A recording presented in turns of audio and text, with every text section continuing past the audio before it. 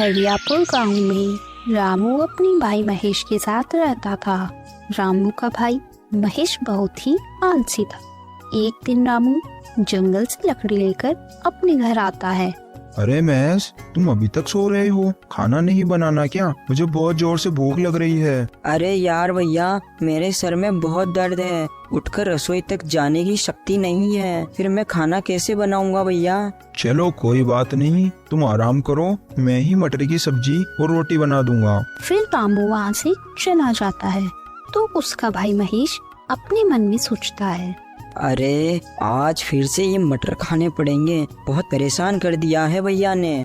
फिर शाम होते ही सुनो भाई महेश, अब तुम्हारी तबीयत कैसी है? कुछ सही नहीं है भैया, पहले सर दर्द हो रहा था, अब पूरा शरीर दर्द हो रहा है। पूरे दिन काम करके मैं बहुत थक गया हूँ और बाजार से जो सामान लाना था वो भी मैं ले आया और अब मैंने बर्तन नल के नीचे रख दिए हैं, तो तुम अगर उन्हें धो दो तो थोड़ी मेरी मदद हो जाए। नहीं भैया, अभी मेरे ये सब बस का नहीं है। अगर मैं बर्तन धोया तो अभी तो मेरा शरीर दर्द हो रहा है, और बर्तन धोने के बाद अगर मुझे बुखार हो गया तो आपके फालतू ही दवाई में पैसे खर्च होंगे।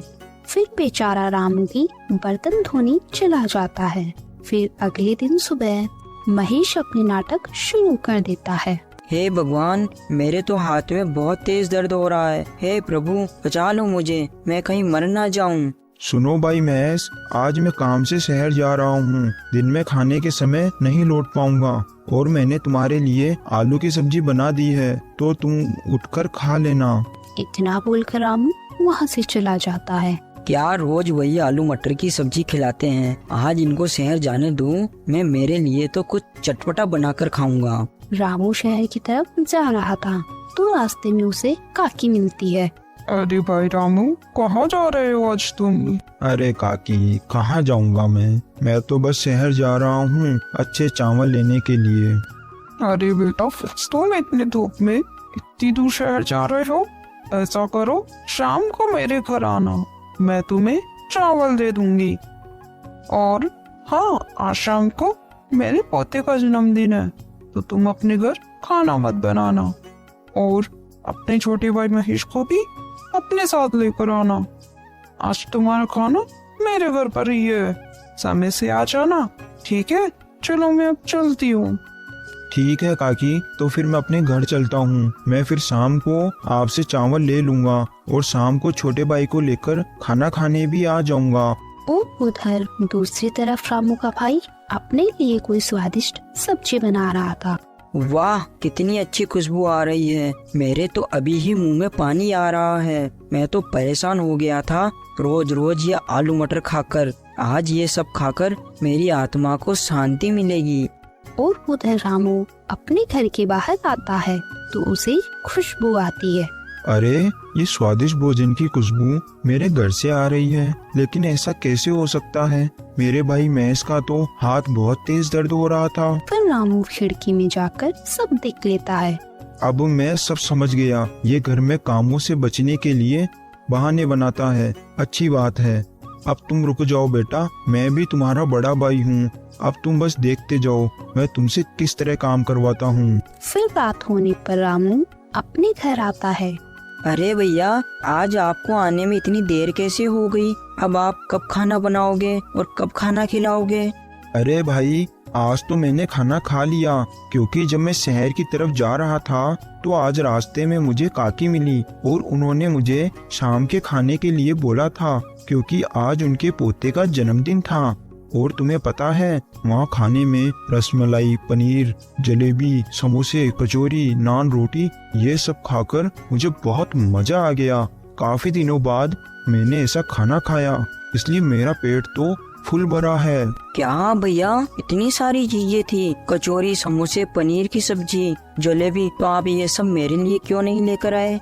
भाई महेश, तुमने बोला था ना कि तुम्हारी तबीयत बहुत खराब है, इसलिए मैं लेकर नहीं आया, क्योंकि ये सब तेल का खाना था। अगर तुम ये सब तला हुआ खाते तो तुम्हारी तबीयत और ज्यादा खराब हो जाती और फालतू ही मेरे दवाई में पैसे खर्च हो जाते। मैं आज अच्छे चावल लेकर आया हूँ, तो तुम उन्हें उबाल कर खा लो, और अब मैं सोने चलता हूँ, क्योंकि इतना अच्छा खाना खाकर मुझे बहुत नींद आ रही है।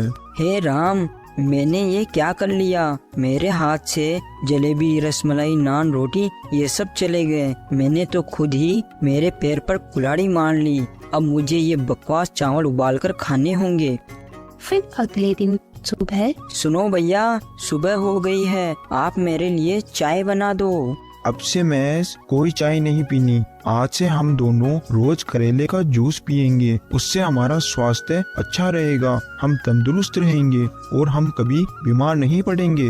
अरे अरे भैया, आप ये क्या बोल रहे हो? मैं तो करेले का जूस नहीं पीऊंगा। अरे ऐसे कैसे नहीं पियोगे तुम? मैं ये सब तुम्हारे लिए ही तो कर रहा हूँ, क्योंकि तुम्हारी तबीयत बहुत खराब रहती है ना, इसलिए मैं नहीं चाहता मेरा छोटा भाई हमेशा ऐसे बीमार रहे। और अब तुम इसे जल्दी से पी लो। फिर शाम होते ही महेश बोलता है, सुनो भैया, आज खाने में क्या बनाया है? मैंने आज करेले की सब्जी बनाई है। अब तुम्हें कुछ दिन यही सब खाना पड़ेगा। नहीं नहीं भैया, मैं करेले की सब्जी नहीं खाऊंगा। तुम्हारे बोलने से थोड़ी काम चलेगा, ये सब तो तुम्हें खाना ही होगा, क्योंकि मैं मेरे भाई को इस तरह खाट पर पड़े नहीं देख सकता। लेकिन आप क्या खाओगे भैया? मैं तो आज मुखिया जी के घर जाऊंगा, क्योंकि उनके घर उन्होंने पूजा रखवाई थी, तो उन्होंने पूरे गांव को खाने पर बुलाया है। और मैं सोच रहा था कि तुम्हें भी अपने साथ लेकर चलूं, पर तुम्हारी तबीयत बहुत ज्यादा खराब रहती है, इसलिए तुम यही सब खाओ और अपना ध्यान रखो। फिर रामू वहाँ से चला जाता है और महेश अपने मन में सोचता है, मैं ये सड़े से करेले की सब्जी खाऊं और भैया स्वादिष्ट खाना खाएंगे? ऐसा नहीं हो सकता। मैं अभी खुद के लिए अच्छा सा खाना बनाऊंगा और अच्छे से खाऊंगा। फिर महेश रसोई में जाता है। अरे ये क्या हो गया? यहाँ तो कुछ भी नहीं है, एक भी सब्जी नहीं पड़ी। हे भगवान, क्या होगा मेरा? फिर थोड़ी देर बाद रामू अपने घर आता है। क्या हुआ महेश, तुमने करेले की सब्जी खा ली? भैया आप मुझे माफ कर दो, मेरी तबीयत सब सही है। मैं बस आपसे झूठ बोल रहा था ताकि मुझे घर के काम ना करना पड़े। अब मैं ये रोज आलू, मटर और करेले की सब्जी नहीं खा सकता।